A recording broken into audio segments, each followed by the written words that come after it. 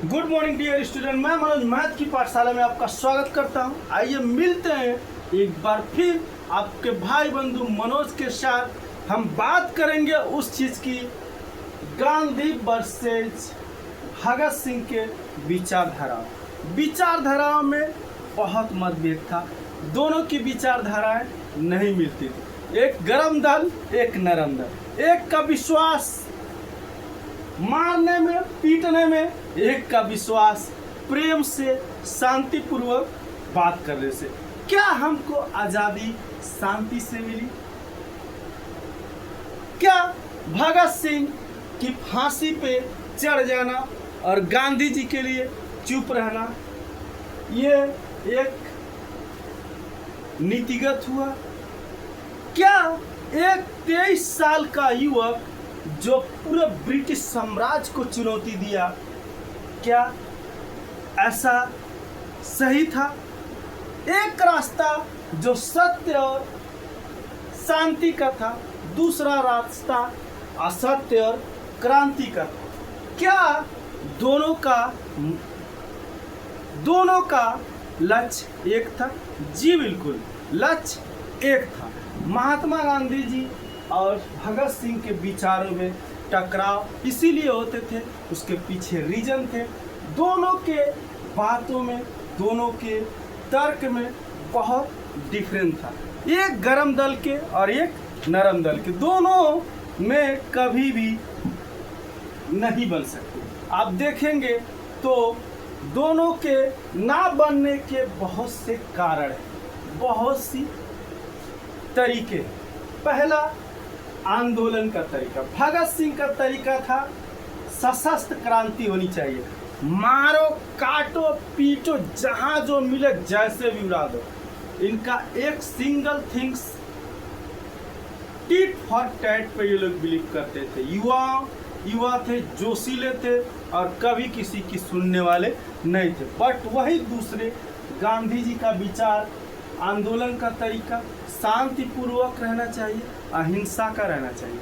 हिंसा जो है उसके पीछे रीजन भी था। गांधी जी बहुत पढ़े लिखे थे, तो वो जानते थे जहाँ हिंसा हुई वहाँ नियम कानून और वो अदालतें और वकीलों वाली बात होनी शुरू हो जाएगी। राजनीतिक विश्वास, एक का सत्य और शांतिपूर्वक काम, दूसरे का टकराव और अंग्रेजों को पूरी तरह से उखाड़ देना।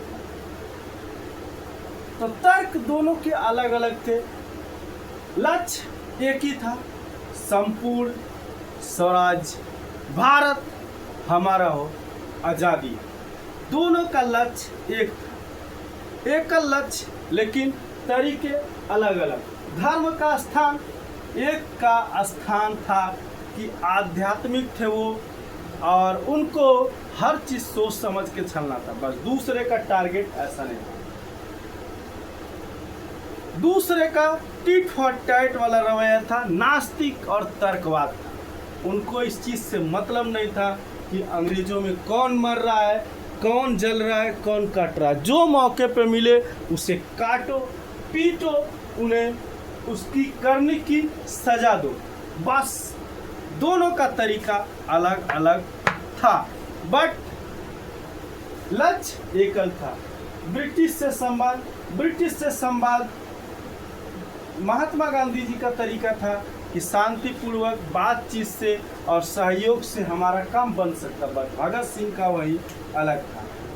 जंग हो, बलिदान हो, इनको पीटा जाए, काटा जाए, तोड़ा जाए, मुट्ठी भर के अंग्रेज इस देश को कुछ नहीं कर सकते। बस पब्लिक को अवेयर करने की आवश्यकता थी, बस यही भगत सिंह चाहते थे। यूथ के रोल मॉडल नैतिक और संयम था किसका? गांधी जी का। बट भगत सिंह में क्या था? जोश था, जोश और बलिदान के लिए तत्पर रहना। एक का नारा था अहिंसा परमो धर्म, दूसरे का नारा था इनकलाब जिंदाबाद। मतलब कि दोनों में बहुत अंतर। एक सोच के काम करता था, एक बिना सोचे समझे काम करता था, क्योंकि उसको भी देश को आज़ाद करवाना था। इस तर्क संगत चीज़ों में महात्मा गांधी जी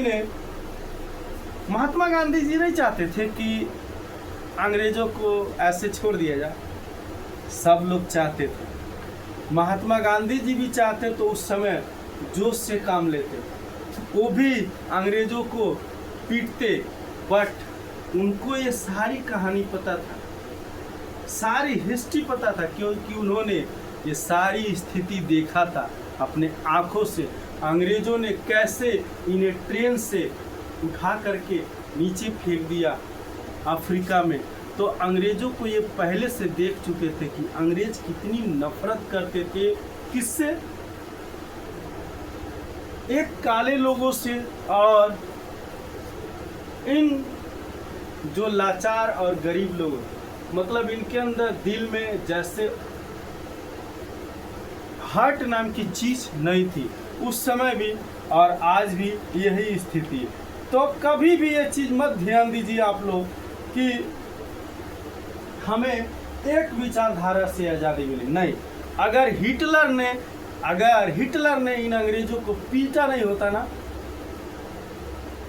अगर हिटलर ने इन अंग्रेज़ों को सही से पीटा नहीं होता सेकेंड वर्ल्ड वॉर में, तो कभी भी ये देश छोड़ के भागते नहीं, हमारे देश को आज़ाद नहीं करते और ये भागते नहीं।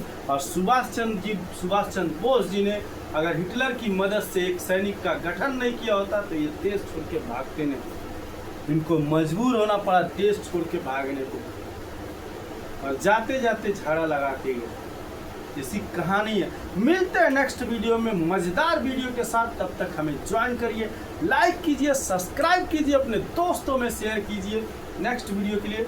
तब तक के लिए जय हिंद।